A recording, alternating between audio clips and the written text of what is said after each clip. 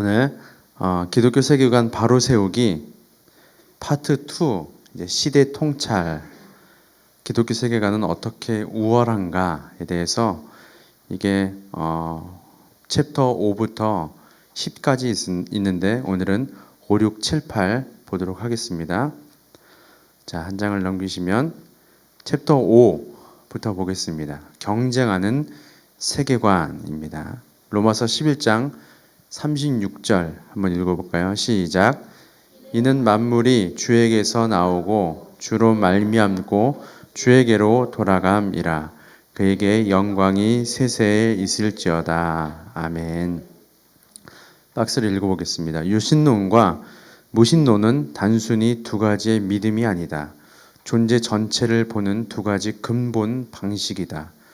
유신론은 존재 너머에 궁극적 의미가 있을 것으로 여기지만 무신론은 존재 너머에 아무런 의미가 없다고 여긴다. 자, 챕터 5에서는 경쟁하는 세계관에서 얘기하는데 유신론과 무신론을 기반으로 하는 여러 세계관에 대해서 가장 기본적인 우리가 이 세상을 지배하는 기본적인 관념, 세계관은 무신론과 유신론부터 시작한다라는 것을 다루고 있는 것이고요. 하나씩 살펴보도록 하겠습니다. 세계관은 삶의 전반에 대한 전제들의 집합이죠.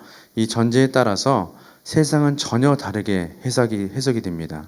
전제가 중요하다는 거예요. 내가 갖고 있는 세계관에 어떤 전제를 갖고 있느냐에 따라서 삶의 방향이나 해석이 달라진다라는 것입니다. 그중 우리 삶에 가장 폭넓게 영향을 미치는 것은 신의 존재에 대한 전제입니다. 그러므로 모든 세계관은 유신론적 세계관과 무신론적 세계관으로 나눌 수 있습니다. 유신론적 세계관에는 기독교 세계관, 또 이슬람 세계관, 뉴에이지 세계관 등이 있고요. 무신론적 세계관에는 인본주의 세계관, 마르크스 레닌주의 세계관, 유물론적이죠. 포스트 모더니즘 세계관 등이 있습니다. 기독교 세계관과 경쟁하는 다른 세계관들의 진정한 차이를 우리가 이해를 하면요. 성경과 하나님이 창조하신 자연 속에 드러난 하나님의 진리를 사랑하고 실천하며 변론하는 일을 탁월하게 준비할 수 있다는 것입니다. 그래서 우리가 무신론, 유신론 이 세계관의 전제에 대해서 알아야 할 필요성이 있다는 것이죠. 표를 한번 볼까요? 세계관의 종류가 표로 이렇게 잘 정리가 되어 있습니다. 유신론은 이제 신이 있다라고 주장하는 사람들의 논리가 유신론이죠. 다신론, 범신론이 있습니다. 다신론은 신이 많은 걸 얘기하고요. 범신론은 모든 것이 다 신이다, 신이 될 수 있다라고 주장하는 게 범신론입니다. 여기에 해당되는 종교가 힌두교, 불교, 또 일본 신도라는 종교가 있죠. 그리고 뉴에이지는 모든 자연이 다 신이다. 이 컵도 신이 될 수 있다. 뭐 그런 주장입니다. 그리고 그리스 로마 신화에 보면 여러 많은 신들이 있죠. 또 각기 주장, 뭘 다스리는 불을 다스리고 물을 다스리고 사랑을 다스리고 그런 모든 요소마다 신들이 다 굉장히 많이 있습니다. 그리고 무속 신앙도 있고요. 정령 신앙도 있습니다. 그에 반해서 일신론이 있습니다. 신은 한 분뿐이시다. 유대교와 이슬람교 또 기독교가 있습니다. 근데 특별히 유대교와 이슬람교는 자력 종교라고 해서 선행을 주장해요. 가톨릭은 살짝 부분에 해당됩니다. 선행을 통하여서 구원받을 수 있다라고 주장하는 것, 율법을 지켜야 하지만 구원에 이른다라고 주장하는 유대교인 것이죠. 자, 기독교는 타력 종교라고 합니다. 오직 구원은 하나님으로부터만 난다. 은혜에 의해서 구원을 받는 것이다 라고 하는 것이 기독교입니다. 자, 무신론은 인본주의, 마르크스주의, 유물론에서 시작되는 주의죠. 그리고 포스트 모더니즘입니다. 포스트 모더니즘은 이 뒤에 설명할 텐데 이성주의를 넘어서서 이성만 있는 것이 아니라 감정적인 요소도 참 중요하다라는 것들을 주장함으로써 되게 감정적으로 다가가는 개인의 이성을 중요시하는 개인이 바라보는 관점이 진리다라고 주장하는 것이 이제 포스트 모더니즘의 주요 요지죠. 네, 뒤에 가서 또 설명을 하겠습니다. 자, 맨 밑에 보시면 그 표의 맨 밑에 보시면 서구 사회 세계관의 변화라고 써 있어요. 전통적인 유신론 입장에서 모더니즘과 포스트 모더니즘으로 점점 이 서구 사회로부터 시작해서 우리 세계관의 관점이 변화되고 있다라는 것을 표로 간단하게 말하고 있습니다. 자, 제가 옆에 창조론과 유물론 이렇게 VS 해놨는데요. 사실 히브리서 11장 3절에 창조론과 유물론의 대조에 대해서 이미 히브리서 기자가 말하고 있어요. 한번 볼까요? 믿음으로 모든 세계가 하나님의 말씀으로 지어진 줄을 우리가 아나니, 요거는 무슨論이죠? 창조론이죠. 그렇죠? 보이는 것은 나타난 것으로 말미암아 된 것이 아니니라. 요건 유물론입니다. 우리 눈에 보이는 것은, 이게 무슨 말이냐면 우리 눈에 보이는 것은 다른 어떤 보이는 것으로 말미암아 만들어진 거야. 요게 유물론의 가장 기초적인 관점이거든요. 그러니까 이미 히브리서 11장에는 창조론과 유물론을 대조시키고 있어요.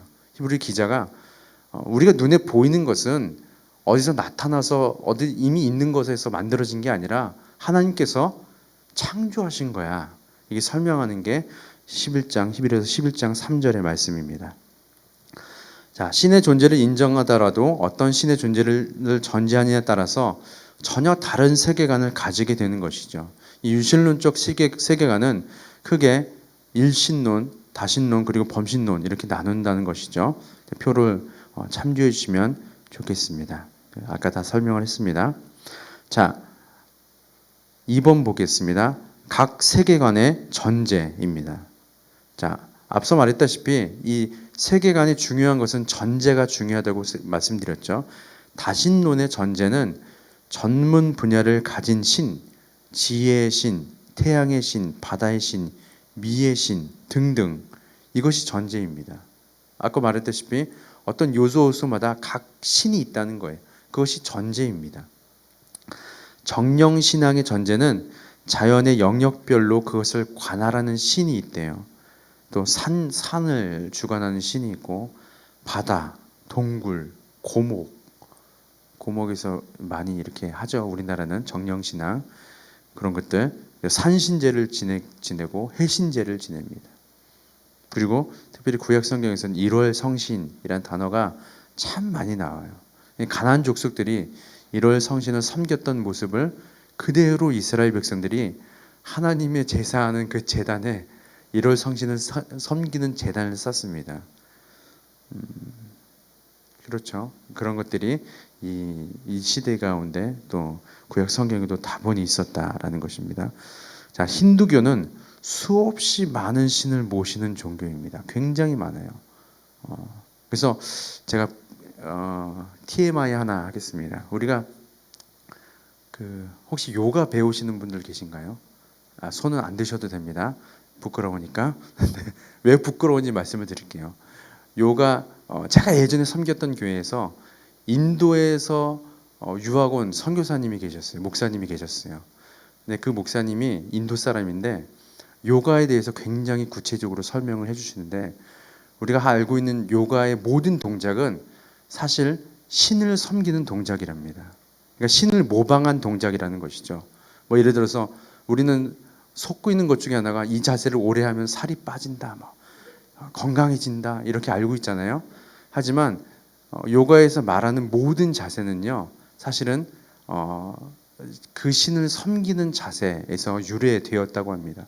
그래서 요가에 보면 뭐 원숭이 자세, 무슨 자세 이런 거 혹시 들어보셨어요?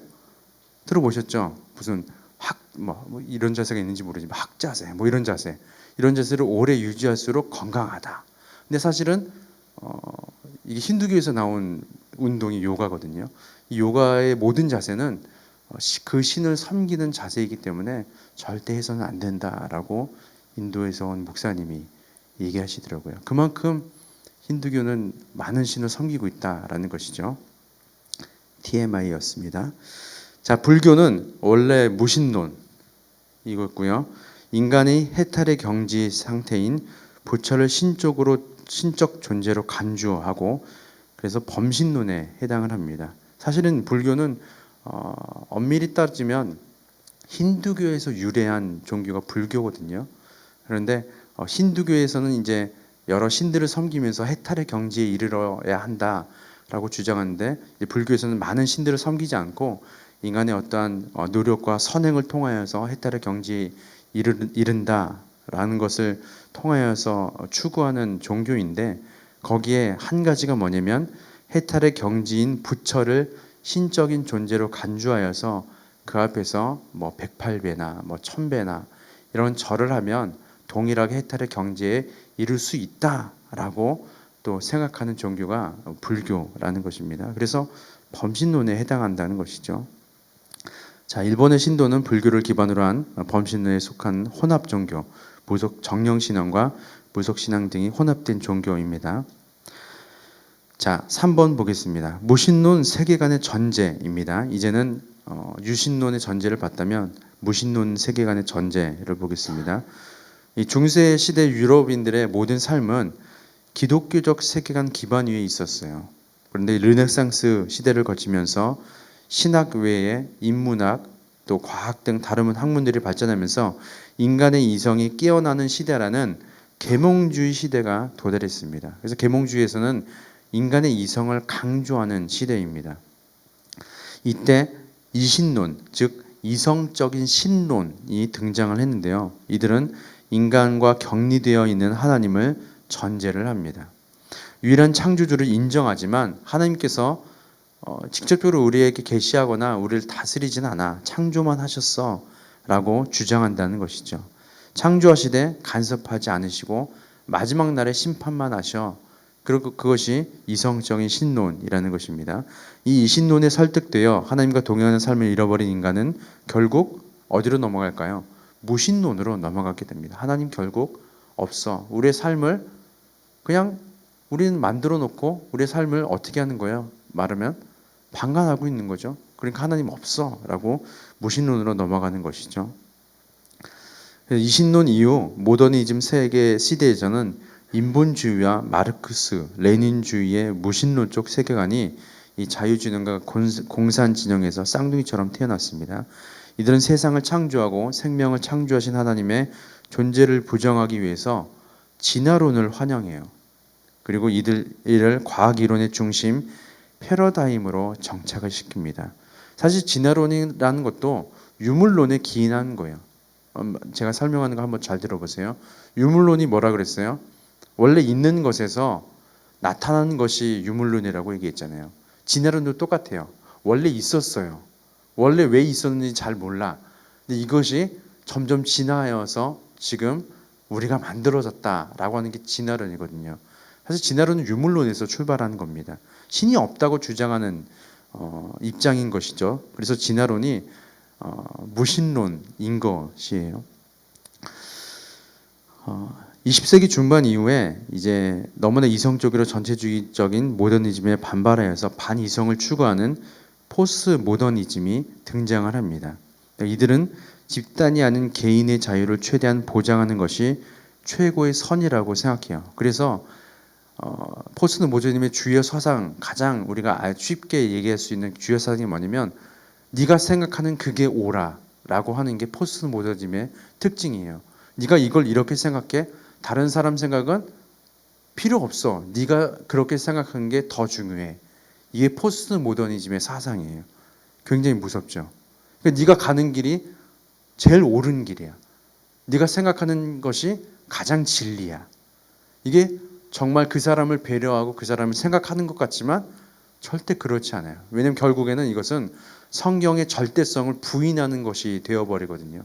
그게 포스트 모더니즘의 특징이라는 것입니다.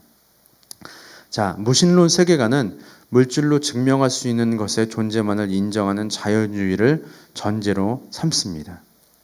이들은 신이 없다고 전제하므로 우주와 생명은 우연히 생긴 것으로 가정할 수밖에 없는 것이죠. 신의 존재를 부정하는 사람들은 눈에 보이지 않는 것들의 가치에 대해서도 부정적일 수밖에 없습니다. 의식, 인격, 이성, 영혼 같은 것은 인간의 두뇌 활동의 결과일 뿐 허상이라고 보기 때문에 가치를 두지 않습니다. 사랑은 호르몬의 작용이다라고 주장하는 것들이죠. 자, 우리는 각자 다른 가정에서 태어난 다른 부모님, 다른 학교, 다른 서재님을 통해 세상을 소개받습니다. 따라서 특별한 노력을 기울이지 않는 한 우리의 세계관은 여러 세계관들의 요소로 얼룩지기 마련이죠. 거듭난 그리스도인은 자신의 행동 하나하나가 어떤 가치관이나 세계관의 기준으로 선택되고 있는지를 분별하고 깨달을 필요성이 있습니다. 우리가 이 세계관들을 배우는 이유는 나도 예전에 이렇게 생각하고 있었는데 이걸 분별하기 위해서 계속해서 제가 설명을 드리는 거예요. 자, 4번 보겠습니다. 하나님과 거짓신 하나님에 해당하는 말씀은 우리가 아까 읽었던 이 말씀이고요. 거짓신 보라 그들은 다 헛되며 그들의 행하시는 행사는 허무하며 그들이 부어 만든 우상들은 바람이요 공허한 것뿐이니라. 그러므로 이제는 여호와를 경외하며 온전함과 진실함으로 그를 섬기라. 너희 조상들이 강초 쪽과 애굽에서 섬기던 신들을 치워버리고 여호와만 섬기라. 아멘. 자, 챕터 6으로 넘어가겠습니다. 챕터 6은 이제 기독교 세계관에 대해서 나누겠는데요. 요한복음 8장 32절 읽어볼까요? 시작. 진리를 알지니 진리가 너희를 자유롭게 하리라. 아멘. 박스를 읽어보겠습니다. 진리는 광선과 같다. 어떤 손으로도 그것을 더럽힐 수 없다. 라고 말하였습니다. 세계관은요, 이야기 형태로 전달이 됩니다. 어떤 문서나 어떤 이 철학적이나 과학적이나 어떤 학문적으로 정립을 해서 만들어진 게 세계관이 아니라고 이제 저번 주에 설명을 드렸죠. 그 이야기는 대체로 세상의 시작으로부터 종말에 이르는 큰 이야기, 곧 대서사입니다. 이 큰 이야기를 영어로는 메타내러티브라고 합니다. 세계관의 메타내러티브에 내 삶의 이야기도 포함되어 있습니다.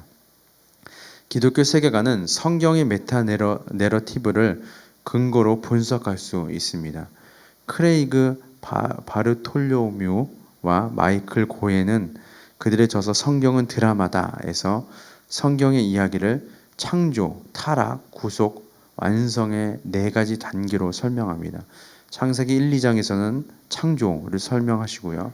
창세기 3장에서는 타락, 그리고 창세기 4장부터 요한계시록 20장까지는 죄로 단절된 하나님 관계가 죄로 하나님과의 관계가 단절된 인간에 대한 하나님의 구속 계획과 그에 반응하는 이스라엘 백성의 반복적인 실패, 그리고 예수 그리스도를 통한 구속의 성취, 그리고 그분을 통한 구원의 계획과 기쁜 소식이 온 세상에 전파되어야 되는 이야기가 펼쳐지죠. 그리고 요한계시록 마지막 부분인 21장, 22장에서는 구원의 완성, 예수 그리스도의 재림을 통한 구원의 완성을 이야기를 전합니다. 각 세계관의 메타내러티브가 동일한 질문에 대해 어떻게 다르게 대답하는지를 비교해 봄으로써 명확하게 구분할 수 있다는 것입니다. 이에 우리 삶의 중요한 4가지 질문에 대해 각 세계관의 답을 비교해 보는데요. 자, 각 세계관에서 말하는 이 4가지 질문에 대해서 어떻게 대답하는지 먼저는 기독교 세계관을 살펴볼 텐데, 자, 4번 보겠습니다. 첫째, 나는 누구인가에 대해서 성경에 뭐라고 얘기하고 있을까요? 이것은 자신의 정체성에 대한 질문인 것이죠. 정체성이 혼란으로 많은 사람들이 세상 속에서 괴로워합니다. 인생을 허비하죠. 자신이 너무 보잘것없고 쓸모없는 존재라는 생각에 자살을 시도하기도 하고 하나님이 주신 생물학적 성 정체성을 부인하기도 합니다. 그래서 정체성을 찾는 것이 정말 중요하다는 것이죠. 그래서 성경은 하나님의 형상을 따라 인간을 창조하셨다고 전합니다. 그리고 하늘과 땅과 물속의 모든 생명을 다스리는 하나님의 청지기 일을 맡기셨다는 것이죠. 그것이 우리의 정체성이라는 것입니다. 성경에서 말하는, 그리고 예수 그리스도를 십자가에 희생해서라도 구원해야 할 만큼 소중한 하나님의 자녀, 그것이 나의 정체성입니다. 이것이 바로 예수 그리스도를 구주로 영접한 기독교인의 정체성이라는 것입니다. 둘째, 그렇다면 내 문제의 원인은 무엇인가? 우리의 삶은 전부터 문제들로 가득 찼습니다. 예수님을 만난 후에도 여전히 많은 문제가 있죠. 그러나 예수님을 만난 시점을 기준으로 문제의 근원을 인식하는 방법이 이전과 달라져야 합니다. 예수님 이전에 우리는 타락한 죄성으로 인해 문제의 근원을 외부에서 찾으려고 노력했어요. 그런데 성경의 메타 내러티브는 인생의 모든 문제는 하나님을 대적하여 일어난 나의 타락에 있다라고 설명을 합니다. 또한 나와 마주하는 상대방의 타락이나 우리가 사는 환경의 타락에서도 그 원인을 찾을 수 있다는 것이죠. 그래서 우리의 질병, 우리의 아픔, 서로에게 상처를 주는 것, 우리가 힘들어하는 것, 어려워하는 것, 이 모든 것들이 어디서부터 시작됐다고요? 죄로 말미암은 타락으로부터 시작됐다라고 말하는 것이죠. 인생의 문제는 인생의 시기마다 다른 형태로 나타나겠지만 그 근본 원인을 추적해 보면 타락으로 인해 복합적으로 발생한 문제임을 확인할 수 있다는 것이죠. 모든 문제의 근원은 바로 내가 가지고 있던 죄에 있다는 것입니다. 그렇다면 셋째, 그 문제의 해결책은 무엇인가라는 것입니다. 문제의 가장 근본적 원인이 나의 죄에 있다면 나의 죄 문제를 해결하는 방법이 곧 문제의 해결책인 것이죠. 그래서 예수님은 이 땅에 오셔서 나의 죄를 대속하셨습니다. 따라서 예수 그리스도와 함께 십자가에 나의 죄가 못 박혔다면 이제는 내 안에 그리스도께서 사셔야 마땅한 것입니다. 지금 내가 당면한 문제의 원인은 나의 타락, 상대방의 타락, 환경의 타락 등 다양하고 복합적이지만 상대방이나 환경을 내가 원하는 대로 바꿀 수는 없죠. 오직 내가 죽고 내 안에 그리스도께서 사시는 것만이 나의 십자가를 지고 예수 그리스도의 길을 따르는 것만이 내가 접근할 수 있는 해결책이라는 것입니다. 자, 네 번째. 그래서 나는 결국 어디로 가는가? 마지막 문제도 참 중요하죠. 이 질문은 죽을 수밖에 없는 운명을 지닌 모든 인간이 품는 사실 궁극적인 질문입니다. 사후의 세계가 있는가?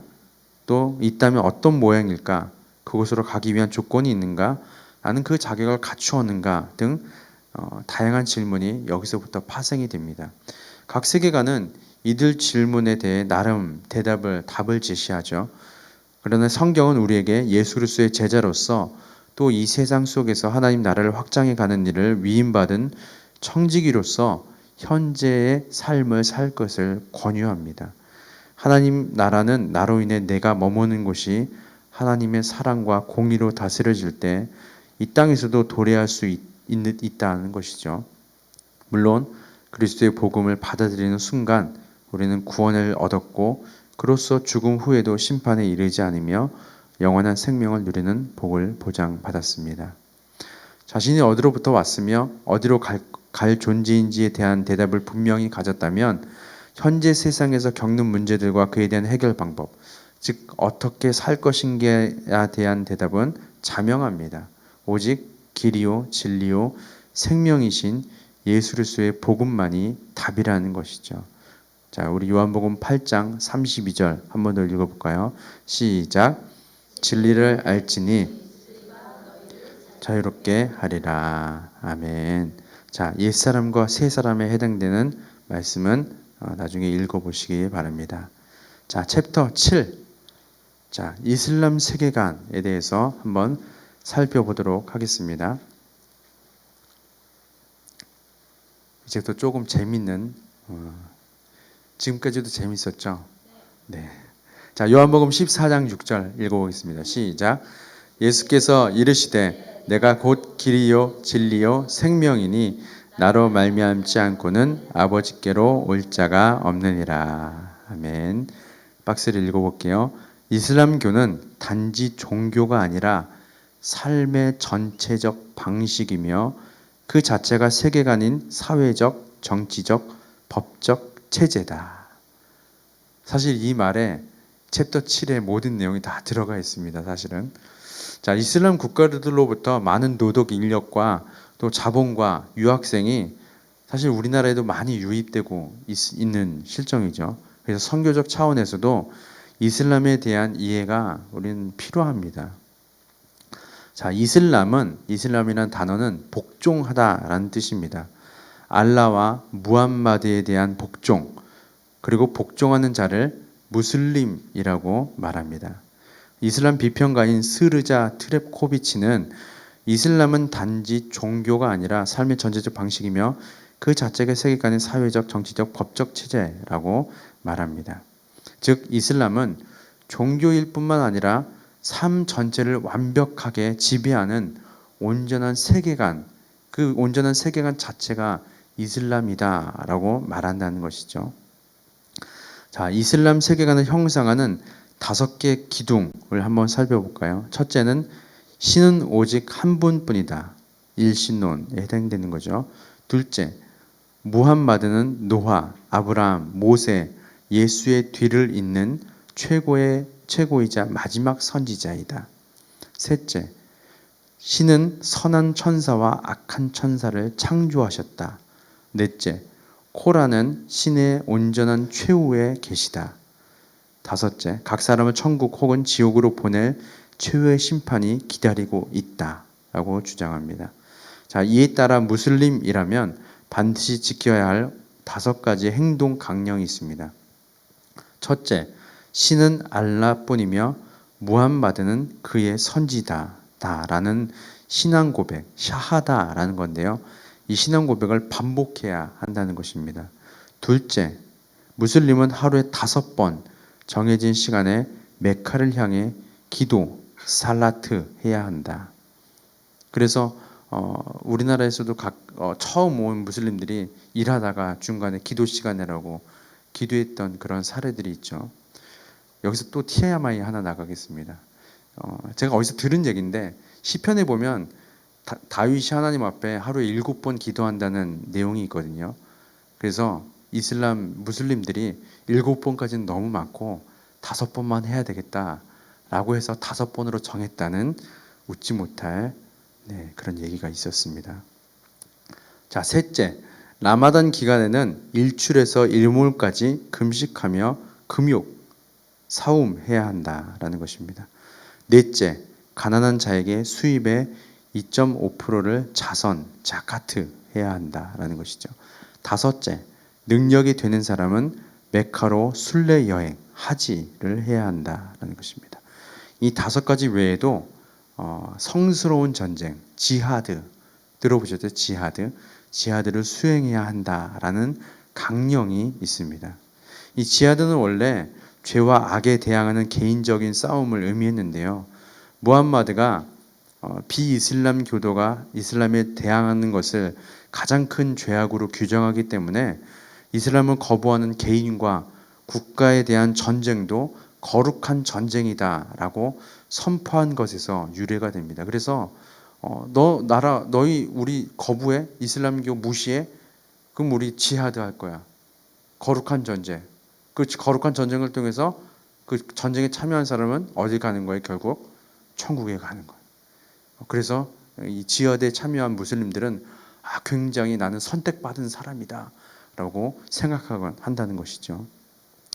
자, 3번 보겠습니다. 각 세계관에 공통적으로 주어진 4가지 질문, 우리 먼저는 기독교 세계관 4가지 질문을 통해서 세계관의 메타 내러티브를 살펴보았죠. 자, 이번에는 이슬람 세계관의 답은 코란, 하디스, 수나와 같은 이슬람 경전과 무함마드에서 이 메타 내러티브를 찾아볼 수 있습니다. 첫 번째 질문, 나는 누구인가? 이슬람에서 말하는 나는 누구인가입니다. 이슬람의 신 알라와 인간은 주인과 종의 관계로 규정합니다. 알라는 자신의 형상에 따라 사람을 만든 게 아니라 자신의 뜻대로 자기 뜻대로 인간을 창조했다라고 말합니다. 왜 이렇게 얘기하냐면 인간은 그저 신과 종의 관계일 뿐이다라는 것이죠. 그래서 복종만 있는 것이 너희들의 정체성이야 라고 주장하는 것이 이 이슬람에서 말하는 신과 인간의 관계, 인간의 정체성인 것이죠. 알라는 인간의 삶에 개입하지 않으며 예수 그리스도의 대속을 인정하지 않으므로 알라와는 창조주와 피조물의 관계를 벗어나지 못하는 것입니다. 피조 세계에 대한 알라와 대리자 지위를 인간에게 부여했지만 인간에게 요구하는 것은 철저한 복종뿐이다라는 것이죠. 그래서 기독교에서 하나님 아버지라고 부르는 것을 알라를 아버지라고 부르는 것은 신성 모독인 거예요. 그냥 하나님의 알라를 인격적으로 여기는 것 자체가 신성 모독으로 생각한다라는 것입니다. 그냥 이슬람에서는 인간은 알라의 종, 이거의 정체성이라는 것이죠. 두 번째 질문, 내 문제의 원인은 무엇인가? 이슬람은 아담의 원죄를 인정하지 않습니다. 에덴 동산에서 선악과 사건이 일어나긴 했지만 알라에게 처벌받음으로써 해결되었다고 봅니다. 따라서 아담의 죄가 후손에게 전갈될 수 없다고 믿어요. 그래서 무함마드를 최고의 선지자로 메카를 그 수도로 하는 믿음의 집단에서 도덕적, 지적, 영적, 사회적, 정치적, 법적으로 완전히 소속되어야 한다라고 주장을 합니다. 매일의 삶에서 무함마드를 통해 계시된 알라의 법, 샤리아를 준수하며 살아야 한다는 것이죠. 이 법을 완벽하게 순종하지 못하고 더 많은 선행을 베풀지 못하는 것이 모든 문제의 원인이다라고 합니다. 그래서 쉽게 말하면 우리가 겪고 있는 앞서 말했던 병, 또 힘든 거, 어려운 거, 문제들, 서로 상처를 주는 것, 이 모든 것은 우리의 죄 때문이 아니라 너희가 알라의 법을 지키지 않기 때문에 일어난 거야. 그래서 결론은 뭐예요? 알라의 법을 더 지켜야 돼 라고 말한다는 것이죠. 자, 세 번째 질문. 그렇다면 그 문제 해결책은 무엇인가? 이슬람교에서도요, 예수 그리스도를 위대한 선지자로 인정합니다. 그리고 그분의 십자가에서 대속의 죽음과 죽음에서의 부활은 그런데 그분의 십자가에서 대속의 죽음에서의 부활은 인정하지 않습니다. 즉 이슬람에서는 복음이 없다는 거예요. 또 인간의 원죄를 인정하지 않기 때문에 십자가의 대속을 필요로 하지 않습니다. 타인의 죄를 대속하는 것도 불가능하다라고 믿습니다. 무슬림 개개인은 오직 알라가 무함마드를 통해 제시한 법 안에서 알라의 뜻에 순종하면서 악행보다 선행을 더 많이 함으로써 구원을 얻을 수 있다라고 얘기하죠. 앞서 이은 동일한 내용입니다. 그래서 네 번째 질문, 그렇다면 나는 결국 어디로 가는가라는 것입니다. 이슬람도 기독교처럼 죽음 이후의 영적인 세계를 믿습니다. 모든 무슬림은 죽음 후에 알라 앞에서 자기의 삶의 선택에 대해서 해명해야 한다는 것이죠.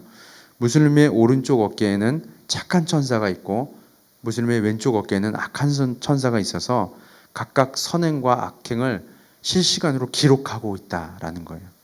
그래서 최후 심판의 순서가 되면 각 천사가 기록한 선행과 악행의 보따리를 천칭 저울에 달아서 무거운 쪽이 있는 곳이 이제 천국행, 지옥행이 결정된다고 믿습니다.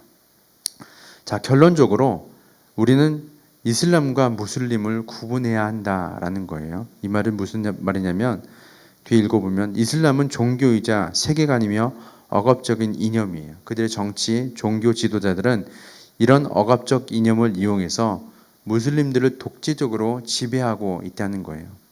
무함마드의 계시는 칼로 상대를 정복하여 이슬람을 호전적으로 확장할 것을 지시합니다.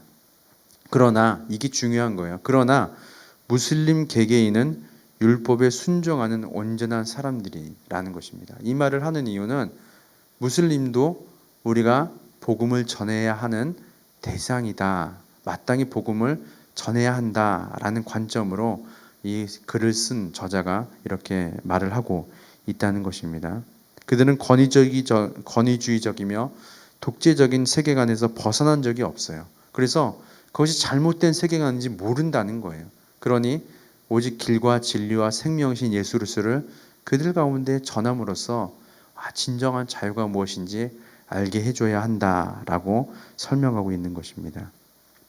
자, 블레이즈 파스칼의 이슬람과 기독교의 비교, 요거는 참조해 주시기 바랍니다. 자, 마지막 챕터 8입니다. 자, 챕터 8 넘어가기 전에 제가 또 재밌는 거 하나 알려드릴게요. 제가 예전에 수요 성경 공부에서도 말씀드린 것 같은데 우리가 흔히 알고 있는 알라가 하나님과 동일이다라고 생각하시는 분들이 참 많은데 알라는 하나님이 아닙니다. 알라는 하나님이 아니에요. 실례로 모스크를 볼 기회가 있으면 모스크를 가만히 보시면요, 반달 모양의 하나 표시가 있어요. 사실은 아브라함 시대 때부터 아브라함 시대에 아브라함 시대에 아브라함의 고향 본토 친척이 있었던 그 고향에서 섬기던 신들이 있어요. 그 지역 신들이 그 신의 이름이 신이었습니다. 달의 신이란 뜻입니다. 달의 여신이란 뜻이에요. 그 신이 쭉 그 전승이 되어서 이슬람으로 변질이 된 거예요. 바뀌게 된 거예요. 그래서 사실 이슬람에서 얘기하는 알라는요, 하나님이 아니라, 성경에서 얘기하는 하나님이 아니라 달의 신입니다. 그래서 모스크 위에 보면은 초승달 모양 이 표시가 있을 거예요. 달의 신. 근데 이슬람 교도들도 하나님하고 똑같아. 우리가 성경에서 믿는 하나님도 우리도 믿어. 라고 하는데 절대 아닙니다. 네. 그렇다는 얘기를 이제 이슬람권에 있는 선교사님한테 제가 들었어요. 네. 어쨌든 TMI였습니다. 자, 챕터 8 보겠습니다. 기독교, 이슬람. 자, 고린도후서 5장 21절 읽어볼까요? 시작. 하나님이 죄를 알지도 못하신 이를 우리를 대신하여 죄로 삼으신 것은 우리로 하여금 그 안에서 하나님의 의가 되게 하려 하심이라. 아멘. 박스를 읽어볼게요. 예수 그리스도는 죄가 없으시고 무함마드는 죄가 있다라는 것입니다. 자, 이 챕터에서는 기독교 세계관이 얼마나 우월한가, 그리고 기독교 세계관은 얼마나 일관적이고 정리가 잘 되어 있는가, 하나님께서 말씀하신 그 성경을 기준으로 따르는 기독교 세계관인가, 그리고 이슬람교에서 말하는 하란이라는 또 계시라는 부분들이 얼마나 허술한가라는 것들을 이제 지적해서 얘기해 주고 있는 챕터입니다. 좀 양이 많은데요. 빠르게 읽어보겠습니다. 기독교와 이슬람의 탄생에는 예수님과 무함마드가 있어요. 이슬람의 코란은 예수님을 위대한 선지자로 인정을 합니다. 심지어 예수님의 동정녀 탄생과 죄 없으심도 인정합니다. 예수님이 하나님의 말씀으로 일컬어지고 메시아로 불린다는 것도 기록되어 있습니다. 세상에서 사시는 동안 많은 기적을 행하셨으며 육신의 상태로 승천하신 것까지 기록되어 있습니다. 그런데 기독교에서 말하는 십자가의 대속이나 육체의 부활 등 예수님의 신성과 삼위일체에 대해서는 완전히 부인합니다. 그는 단순히 기적을 행한, 놀라운 일을 행한 위대한 선지자라고만 이제 기록을 했다라는 것이죠. 무슬림들의 신앙은 알라의 계시를 받아서 코란을 구술한 최고의 예언자 무함마드를 예수님을 포함한 다른 어떤 선지자보다 더 높은 위치에 두고 있다는 것이죠. 그들은 신은 알라뿐이며 무함마드는 그의 선지자라는 신앙 고백을 쉬지 않고 반복해야 합니다. 그러나 무함마드를 높이 받드는 근거는 불명확한데요. 무함마드는 AD 570년 메카에서 태어나서 610년 알라의 선지자로 지명을 받고 632년 죽을 때까지 23년간 알라의 계시를 받아 전하는 역할을 했다고 전해집니다. 사실 코란에는 무함마드가 몇 차례밖에 등장하지 않는데요. 그나마 있는 기록에서도 예수님과 같은 신성을 가진 사실은 찾아볼 수가 없다는 것입니다. 이 무함마드의 언행을 기록한 이 하디스라는 사람들이 무함마드의 언행을 기록한 사람들인데요. 이 여러 하디스에서도 평범한 인간으로서의 그의 성품과 그가 보인 삶의 오점들이 기록되어 있을 뿐이다라는 것입니다.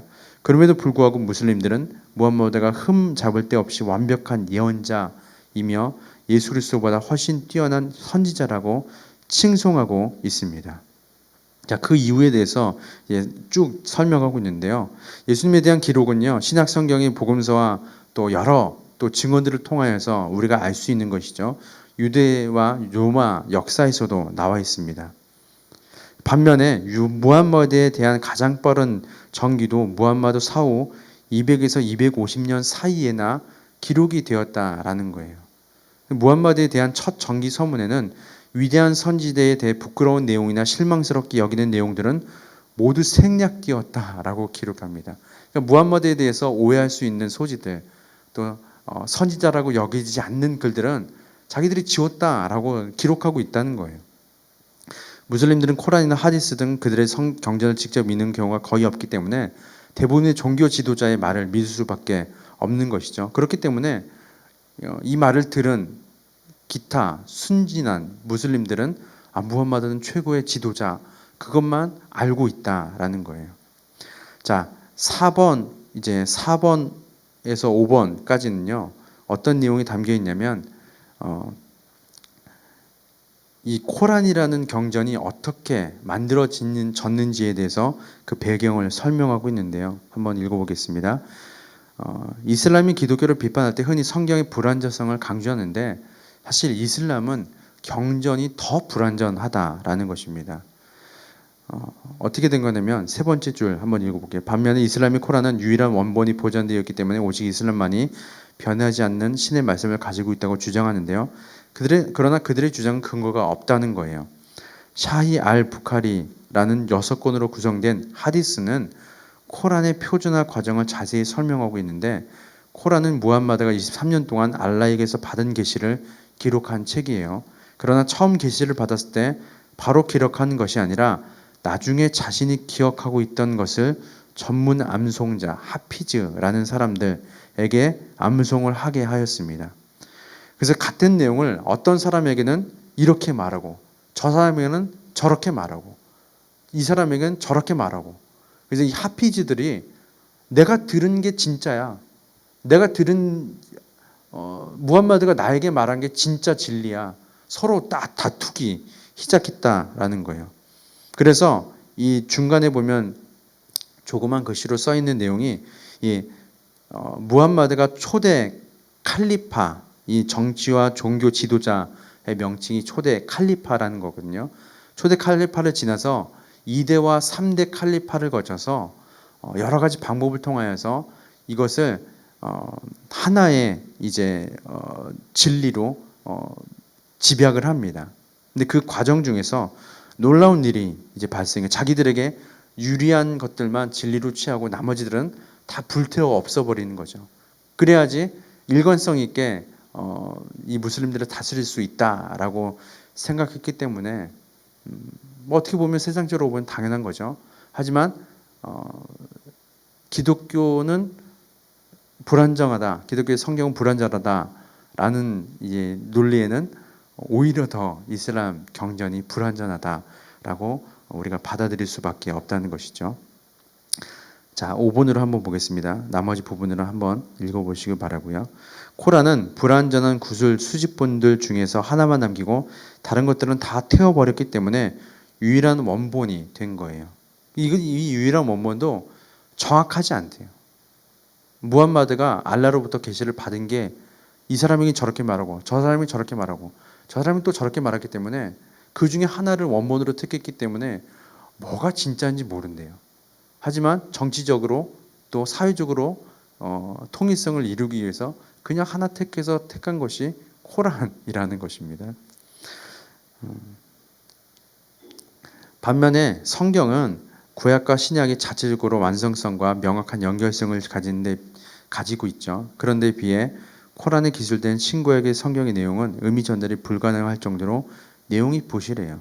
코란에만 있는 이슬람 특유의 내용과도 연결성이 부족하다라는 것입니다. 성경은 구절마다 많은 학자들의 비평을 받으며 연구 대상이 되어왔지만 이슬람에서는 코란 연구를 알라 계시의 신성성을 훼손하는 무엄한 범주로 생각해요. 그래서 코란 연구 자체를 하지 못하게 한다는 것이죠. 우리는 성경을 계속해서 학자들이 지리학적 여러 가지 이건 문서학적으로나 연구 계속 지속하고 있잖아요. 하지만 코란 자체는 그 연구 자체가 무엄하다. 그렇기 때문에 그냥 있는 그대로 믿어야 한다라는 것이죠. 자, 나머지는 읽어보시기 바랍니다. 마지막 적용과 토론, 우리 숙제가 있습니다. 저번 주에 숙제 잘 하셨죠? 아멘, 할렐루야. 자, 챕터 5부터 챕터 8까지 숙제를 한번 차가히 읽어보시고, 나는 이 세계관을 이렇게 생각했는데 이것이 아니었네. 내가 생각한 세계관이 이런 세계관이었네. 한번 점검해 보시고 기독교 세계관으로 하나씩 다듬어 가시길 소망합니다. 기도하고 마칠까요?